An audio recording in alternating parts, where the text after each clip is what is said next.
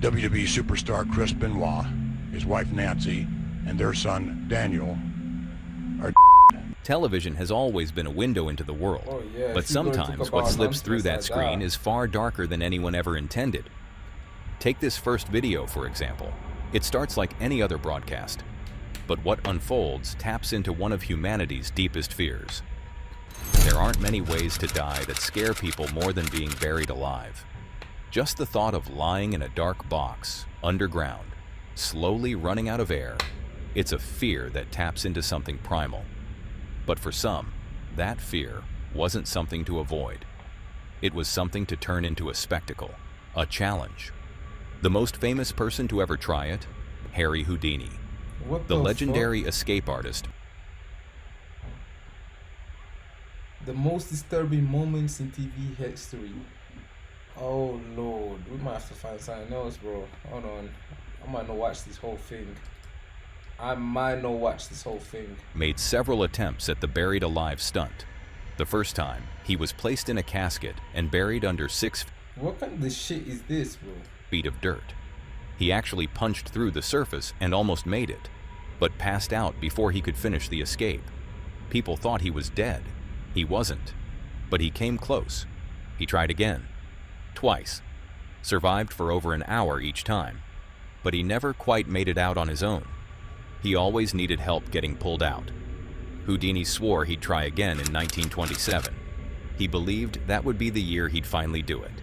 But he died before he could, and ever since, the buried alive trick has become a kind of holy grail for magicians and escape artists. The one stunt even Houdini couldn't pull off. Fast forward 66 years. Halloween, 1993. A man named Bill Shirk decided to give it a try. Live, on TV. He wanted to honor Houdini, but also to raise the stakes. Not just buried, but buried in a coffin, handcuffed, with cement poured on top instead of just dirt. From the start, things... Are you fucking real, bro? Nah, you gotta be shitting me, bro. You have to be shitting me, bro. There is no fucking way, bro. Cement, bro? This is what I'm saying. This is some white people activity, bro. I don't care what anybody says, bro. This is some white people activity. This is what I'm saying, bro. This is some, like, mind you, this was a white man who came up with this, bro. I ain't see no black man in this video, bro, who came up with this shit, bro. For what? What is the purpose on that, bro? Like, what are you trying to accomplish with that, bro? I don't get it, bro. White folks come up with some random extreme shit, bro, to impress, bro. Like, bro, like, always playing with their lives. It's always something to do with their lives, like putting their lives on the line. It's always something to do with that, bro. Always something to do with that. Things felt off. Shirk was worried. He said the grave was too wide and long, which changed how the stunt would work. I got a bad feeling about this thing. As the first layer of dirt was shoveled on, he used his walkie-talkie to tell his crew to stop everything. He wanted out, but it was too late.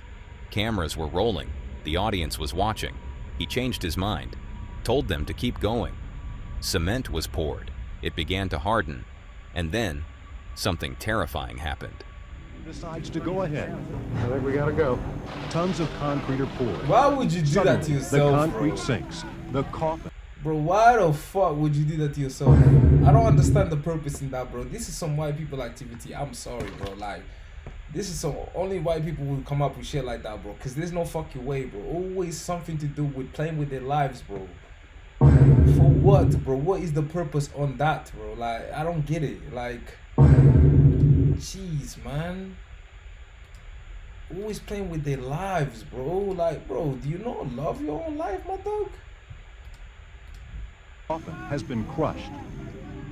The level of concrete suddenly dropped. Big bubbles rose to the surface. This is Grand RP, your new life in GTA 5. Here, you will find everything you need for full immersion. Here's a unique economy where you can build your own businesses, buy cool cars, exchange them, earning on surface. Then a loud splash. The crew froze. There was only one explanation. The coffin had caved in. The cement and dirt rushed in, shit. crushing everything inside. A rescue team jumped into action, but people feared it was already over. If the weight hadn't killed him, the lack of oxygen probably had. A backhoe digs and digs, Whoa. and crucial moments pass. Shirk cannot be found. What the fuck, bro? But then, miraculously, Bill Shirk emerged from the rubble, barely conscious, gasping for air. He was rushed to the hospital, broken bones, bruised body, but he was alive. Broken bones? Spread my life on this one, and it'll be a while before I'll do one of these. Even though Bill Shirk said he was done with death-defying stunts, that didn't last long. Not really. He was back at it not long after, trying the same kinds of escape. What the fuck, bro? I don't understand the purpose on that, bro. I don't understand the purpose on that. What are you trying to accomplish, bro? Like, leave those kind of stunts alone, bro. Damn, bro. Like, I don't get it, G. What the fuck is up with these white people, bro? Always trying something extreme, bro. Where they put their lives on the line at risk, bro. It's always something crazy like that, bro. Damn, bro. Chill out, dog. Escapes that almost killed him. And sometimes, the results were nearly just as bad. Shirk climbs in the casket. The snake goes in first, but there's a problem, and Shirk has to get help. But as lucky as Shirk was to survive, not everyone was. 2 years before Shirk's near-death experience, Joe had tried the same trick, buried in a plastic and glass coffin with cement and dirt poured on top. It was his shot at fame. He'd already done a buried alive escape once before. 6 feet of dirt, wooden coffin, and he survived. But this time, things were different. He didn't test the coffin, he didn't test the cement. He didn't have a rescue plan. The crowd was there. His parents were there. A TV crew was rolling. And then, it happened. It was a cold night anyway, but... I don't understand, bro. I don't understand why doing these kind of extreme things. Is it supposed to be like a new sport? Like, what is the purpose on that, bro? Putting your life at risk for that, bro. Is it for clout? I'm convinced that this was for clout, bro. Because it's like, these are the kind of bullshit, dumb shit that people do with the internet nowadays just for views and likes. But this was long before the internet, bro. So I don't understand what was even the purpose then. What was the purpose then? Burying yourself alive, like, for what? What are you trying to accomplish, bro? Bro out here playing with death, bro. Like, I don't understand. This is some white people activity, ladies and gentlemen. Even though there's no one here. But this is some white people activity. Honestly. This is something that only white people would come up with. No black man, no black person. You would not see a black person just randomly coming up with this, bro. This is crazy, bro. This is crazy. For what, bro? What is it? Was it for fame? Like, it's not worth it, bro. Your life is not worth it, bro. It's not worth the fame, bro. It's really not worth it, bro. Like, you know what I'm saying? Playing with your life, playing serious, like, playing with your life this way, yeah, it's not worth the fame, bro. And when it sunk, I just knew trouble. We're in trouble. And it's not fun anymore. Much like the footage from Bill Shirk's near-fatal escape, the level of cement and dirt during Joe's stunt suddenly began to dip. But this time, it happened in a much more dramatic fashion. The cave-in was so violent, I'm honestly not even sure I'd be allowed to show it on YouTube. According to several eyewitnesses, the weight of the cement completely crushed the coffin. There was a deafening crash, followed by instant panic. People rushed in, desperate to dig him out. But without any kind of rescue plan, things spiraled into chaos. Trapped beneath dirt and concrete, surrounded by cheering fans, his own parents, and a rolling TV camera, the amazing Joe lost his life. Ironically, Wow. inside a coffin, buried 6 feet under. If you thought this was shocking, just wait till you see the next one. When it comes to the television fuck? moments that leave a lasting impact,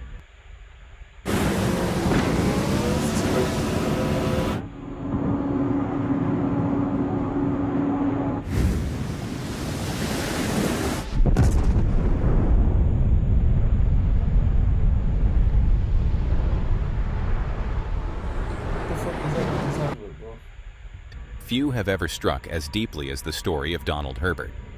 A segment aired on 60 Minutes would turn what first seemed like a quiet medical tragedy into one of the most heartbreaking resurgences ever broadcast. It all began just after Christmas in 1995 in Buffalo, New York. Herbert, a firefighter, was responding to a house fire. While standing on the roof, attempting to extinguish the blaze, the structure beneath him suddenly collapsed.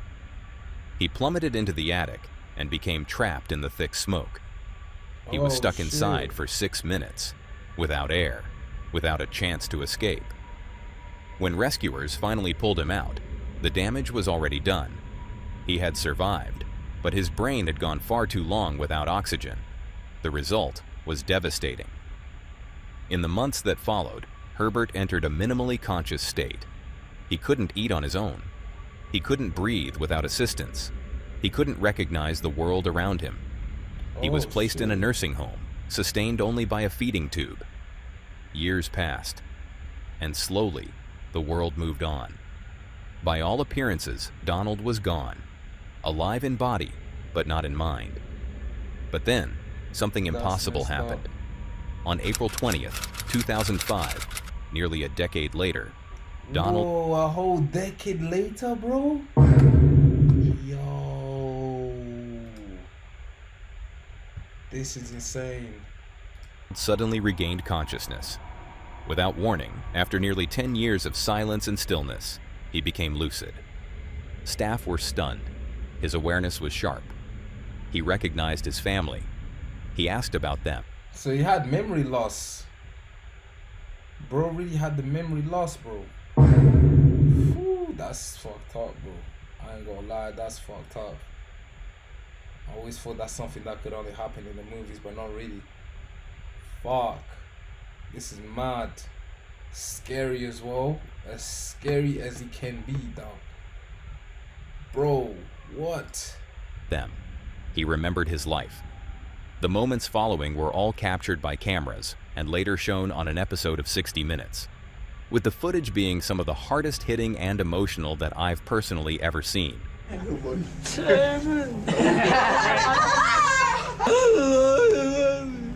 long have I been gone? Quite a while, pal. Quite a while. 10 years. The pain in discovering that he had... Oh my days, that is actually disturbing. Fuck. Oh, fuck. Damn. Whoa. Nah, bro, this was even worse than the last one. Was it worse than the last one? They're both just as bad, but damn. Fuck. He had been gone for 10 years. All that time missed, robbed from a man who was just doing his job, is indescribably gut-wrenching. But it's what happens after this footage that proves to be the most upsetting. For nearly 16 hours, the newly awakened Donald Herbert spoke with his family, catching up on every detail he had missed, trying to piece together the lost decade of his life. And though his clarity began to fade in and out over time, his overall prognosis actually appeared hopeful. In the following weeks, Donald was rarely, if ever, alone. His family remained by his side around the clock, not only to cherish every second of his consciousness, but also to protect him. Since waking up, he had started to thrash violently in his sleep, as if part of him still believed he was trapped inside the burning house. To keep him safe, at least one family member stayed with him at all times, even overnight, watching over him as he slept. But one night, that routine broke. The relative on duty had grown too exhausted to continue. And for the first time since regaining lucidity, Donald Herbert was left alone. That night, the thrashing returned. Violent, uncontrolled. He flailed so forcefully that he fell from his bed, striking his head hard against the floor. The impact caused a brain hemorrhage. From that moment on, Donald Herbert was never lucid again. And 1 year later, weakened and vulnerable, he passed away from pneumonia. A final, quiet end to a story that had already taken so much. It's sad to see how hard and heartbreaking life can be sometimes, and this next video proves that once again. On the evening of June 25th, 2007. Bro, is this what the fuck? This shit cool, bro? This is called some creepy vids, bro. Like, oh my days, it's called creepy vids, which is crazy. That's what we're tapped in now. Creepy vids, that's what we call it. Mad. Sad as well. And yeah, this is actually crazy though. WWE. Producers, this plugin helps you finish your tracks way faster. Check this out. I'm gonna start with this loop that I made here. WWE was preparing to go live with a special 3-hour episode of Monday Night Raw. The event, scheduled to take place in Corpus Christi, Texas, was set to feature some of the organization's biggest stars battling it out in front of a packed crowd. But as showtime neared, one name on the roster remained noticeably absent: Chris Benoit. According to fellow wrestler Chavo Guerrero, he had received a voicemail from Benoit 2 days earlier, saying that his wife Nancy and their young son Daniel had come down with food poisoning. The next day, Benoit added that Nancy was doing worse, that she had started vomiting blood. Then, in the early hours of the following morning, Guerrero received a series of strange, unsettling text messages from Benoit. Some simply listed the location of his house. Another explained where the dogs were being kept, and that the side door was left unlocked. They were sent at 3 a.m. Guerrero didn't respond. He assumed he'd see Benoit later that day. He was scheduled to pick him up from the airport for that evening's show. But Benoit never arrived, and no one would ever hear from him again. Good evening. In reality, WWE superstar Chris Benoit, his wife Nancy, and their son. Man, I remember when this happened. I was way too young to even understand how he passed, bro. But R.I.P. Benoit, man, this was peak. This was peak. And Daniel are dead. As the clock ticked closer to the live broadcast on June 25th, news broke behind the scenes. Chris Benoit, his wife Nancy, and their 7-year-old son Daniel had all been found dead inside their home. The wrestling world was in shock. With the broadcast just hours away, WWE made a decision. The matches would be canceled. Instead, the company would use the night to honor Chris Benoit's legacy, a man beloved by fans, respected by peers, and, at the time, presumed to be the victim of a heartbreaking tragedy. And so, that evening, Raw aired a somber, emotional tribute to Benoit. Clips of his most iconic matches were shown. Top names in the industry, Stone Cold Steve Austin, John Cena, and even CM Punk, who was originally scheduled to face Benoit that night, shared personal memories, describing him as a tireless worker, a technical genius, and a devoted family man. There was respect. It meant everything to him. Respect for this business, respect for the fans, respect for the wrestlers, respect for his family, respect for himself.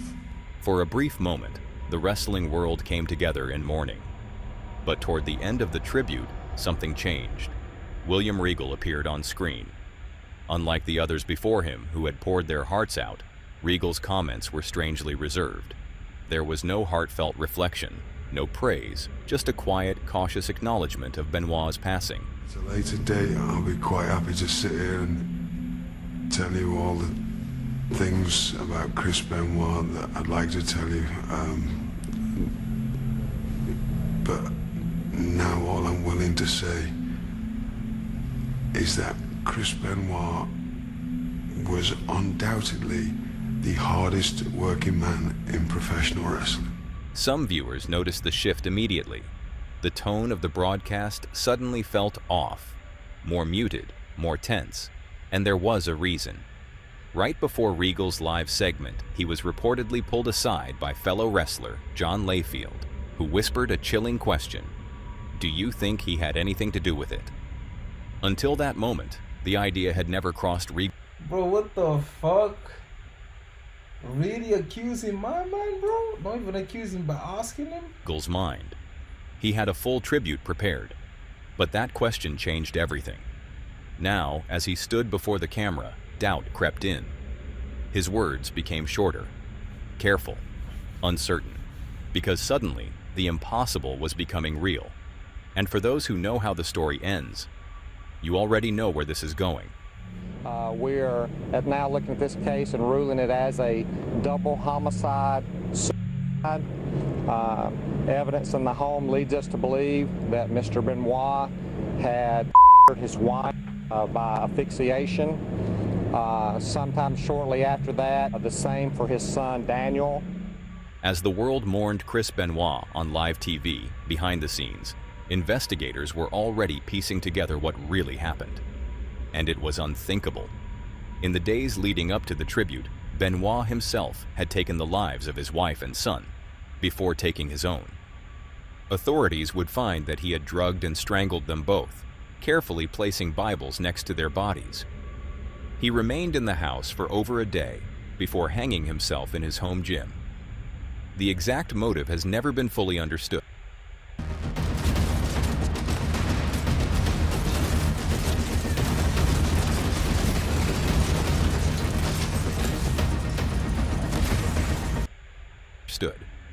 But one factor stood out above the rest: his brain. After his death, Benoit's brain was examined by a neurologist. The findings were chilling. His brain was so severely damaged from years of trauma, it resembled that of an 85-year-old Alzheimer's patient. The violence, the methodical nature, the emotional collapse. It all seemed to point toward a mental breakdown, possibly worsened by chronic traumatic encephalopathy, a condition now commonly linked to repeated concussions in contact sports.